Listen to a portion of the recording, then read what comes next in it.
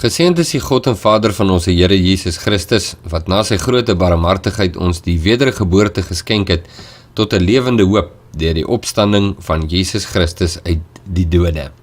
Baie welkom by Vita Dei Seminare. Ons is besig met 'n Bybelstudie oor die eerste sendbrief van Petrus, 1 Petrus hoofstuk 1, en dit was vers 3. En ons gaan kyk vandag na die woorde: geseënd is die God en Vader van ons Here Jesus Christus. Nou, die mindere in die Bybel word altyd deur die meerdere geseën. So ons verstaan baie deeglik dat God as die meerdere is die een wat in die posisie is om ons as die mindere te seën. En die seëninge van God wat oor ons kom, en God wat as God sy seëninge oor ons uitgiet in Jesus Christus. Petrus se woorde, geseënd is die God en Vader van ons Here Jesus Christus, moenie gelees word as Petrus wat God seën nie, maar wel Petrus wat eerder 'n lofsang uiter teenoor God as die lofwaardige, om te sê God is 'n geseënde God, hy's 'n lofwaardige God, hy's 'n wonderlike God, hy's 'n onbeskryflike God. En dit natuurlik in die lig van die openbaring van Jesus Christus. En hier is 'n lieflike manier om die brief te begin, nadat Petrus homself geïdentifiseer het, en ook die mense aan wie hy skrywe, om dan te begin met 'n lofsang en te sê, is God nie wonderlik nie?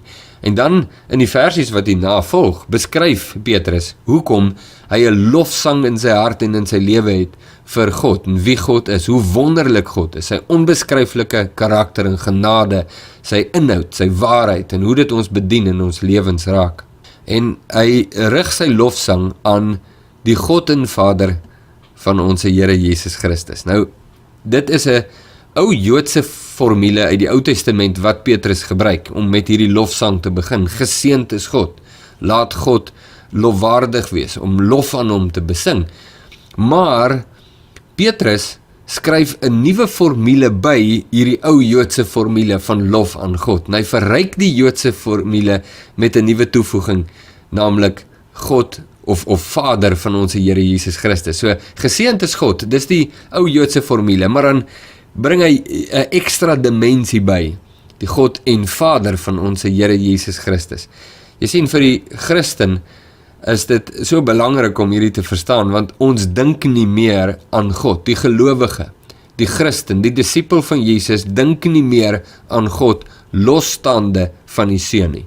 Hoekom is dit so? Want die Seun is die absolute openbaring van wie God is.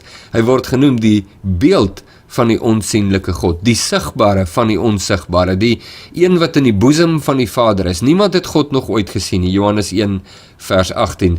Niemand het hom nog ooit gesien nie, maar hy wat in die boesem van die Vader is, die het hom verklaar. Hy is die verklaarder van God. Ons kan nie aan God dink buite die raamwerk van die openbaring van die Seun nie. Die Seun is die een wat God aan ons bekend maak. Die Seun is die een wat God binne ons bereik plaas, as het ware. Die Seun is die een wat 'n nuwe en lewende weg daar gestel het, sodat ons met die Vader, met God, versoen kan word en in 'n verhouding met hom kan staan. Ek kan nie aan God dink losstaande van die Seun nie. So die ou Joodse formule word verryk met 'n nuwe toevoeging, die Vader van ons Here Jesus Christus. En uit hierdie woorde, uit hierdie lofsang en hierdie nuwe verrykende toevoeging wat Petrus dan nou hier bring, is daar nog 'n ander kosbare waarheid wat na vore kom, en dit is, ons weet dat die Seun op gelyke voet is met die Vader. Johannes 1 vers 1 sê, in die begin was die woord, en die woord was by God, en die implikasie is op gelyke voet met God, gelyk in wese met God. Hy deel dieselfde wese as God. Geen ander wese is op gelyke voet met God nie, maar die Seun is op gelyke voet met God. Hy is in die boesem van die Vader. Maar as mens, want ons weet dat die woord het vlees kom word, hy wat op gelyke voet is met God, het vlees kom word, het homself verneder en mens geword, en as mens is die Seun 100% aan die Vader onderwerp, en is God nie net die Vader van die Seun nie, maar ook die God van die Seun. En die Seun staan in hierdie kosbare verhouding van absolute onderwerping. Nou, dit is baie belangrik, omdat Jesus het deur sy lewe hierdie besondere openbaring gebring, nie net van wie God is nie, maar ook van die verhouding wat ons met God het. Daarvan was Jesus se lewe absolute demonstrasie van sy 100% onderdanigheid aan die Vader, sy 100% gehoorsaamheid aan die Vader. En dit is vir ons, daarom is Jesus vir ons hierdie kosbare voorbeeld. Jesus is nie net ons verlosser nie, hy is nie net die een wat versoening moontlik gemaak het nie, maar en hy is nie net die openbaring van die karakter van God nie, maar hy is ook die openbaring van die lewe van 'n disipel, van iemand wat onder die gesag van God staan. Nie net is hy aan God gelyk nie, maar hy is ook 100% aan God onderdanig. Dit maak Jesus nie minderwaardig aan die Vader nie, dit maak nie die Seun minderwaardig aan die Vader nie. Onderdanigheid maak nie 'n mens minderwaardig nie.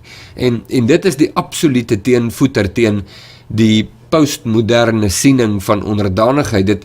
Dit word as absoluut anathema beskou, dat die Bybel sê dat die vrou moet onderdanig wees aan die man met dan die bypasselike verduidelikings. En dit word gesien aan, as 'n paternalistiese uitspraak van die vrou is minderwaardig aan die man vanweë die onderdanigheidsklousule. En dit is natuurlik absoluut nie waar nie. Onderdanigheid maak jou nie minderwaardig nie. Onderdanigheid het te doen met 'n hartsgesindheid en die Seun openbaarde teenoor God, sy Vader, maar ook sy God. 100% onderdanig, maar glad nie minderwaardig nie. En dieselfde gesindheid kan ook gesien word, want dit word weerspieël en gedemonstreer deur Jesus, en dit word ook gesien in die lewens van almal wat aan Jesus verbind word. Petrus sal skryf 'n bietjie later in hierdieselfde brief, ons sal dit hanteer as ons daar kom by in hoofstuk 5, waar hy praat met die ouderlinge. Hy sê die jongeres moet aan die oueres onderdanig wees, en dan sê hy, maar wees almal in ootmoed bekleed in onderdanigheid aan mekaar.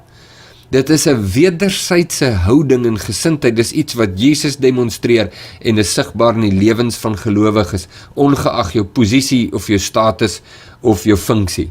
En dis nie net van gelowiges teenoor mekaar wat hierdie gesindheid, hierdie goddelike gesindheid openbaar van onderdanigheid nie. Dis nie net te sien in die families van gelowiges wat onder die gesag van God staan, waar hulle aan mekaar ook onderdanig is nie, maar ook van gelowiges teenoor die wêreld, en die oproep dat gelowiges ook aan die owerhede wat oor hulle aangestel is onderdanig moet wees. Het spreek 'n houding aan, 'n gesindheid. Kan men sien, selfs die owerhede wat hulle onregverdig behandel en wat hulle martel en hulle vervolg, is daar hierdie houding. Die houding wat Jesus openbaar het, is die houding wat jy ook in die lewens van gelowiges kry. Daarom is God beide, die God en Vader van ons Here Jesus Christus. Maar ons sien ook dat nie net word die verhouding tussen Jesus en die Vader beskryf nie, maar ook ons verhouding teenoor Jesus word beskryf. Die Seun is ons Here. Hy is nie net ons verlosser nie, maar hy is ook ons baas. Die Griekse woord vir Here, kurios, is dieselfde woord wat gebruik word om God se naam Jahwe in die Ou Testament te vertaal. En die feit dat gelowiges Jesus Here noem, wys dat hulle dieselfde lojaliteit aan Jesus gee as aan Jahwe van die Ou Testament. Jesus is ons absolute Here en hoof, en ons is aan sy gesag 100% onderdanig en gehoorsaam. Maar daar's ook iets anders, iets intiem. Jesus is nie net Here nie, maar hy's onse Here. En hierdie woorde, onse Here Jesus Christus, dui op die noue verhouding tussen die gelowige en die Here. Daar's hierdie intimiteit. Hy's nie net ons absolute baas nie, maar daar's intimiteit tussen die gelowige en die baas. Dis baie kosbare verhouding. Dis nie 'n eensydige Jesus die absolute baas nie, en dit is hy. Hy is die absolute Here. Maar daar is 'n verhouding. Hierdie baas noem ons ook sy vriende. So terwyl ons vriende is van Jesus en vriende van die Here, is dit nog steeds ons Here, ons baas. En dis 'n heeltemal 'n ander begrip en 'n heeltemal 'n ander verhouding as wat mense in die wêreld kry. Dit is baie moeilik in die wêreld om van jou absolute baas te praat ook as jou vriend, want dit voel, hy's of vriend of Here, maar hy kan nie al twee wees nie. Jy weet, jy het 'n baas of 'n vriend, en dit is moeilik, jy kan nie die verhoudinge in die menslike realm regtig met mekaar versoen nie, maar wanneer dit by Jesus kom, dan is dit absoluut versoenbaar. God is die Vader van Jesus, maar ook die God van Jesus. Jesus is ons vriend, maar ook ons baas. Is dit nie kosbaar nie?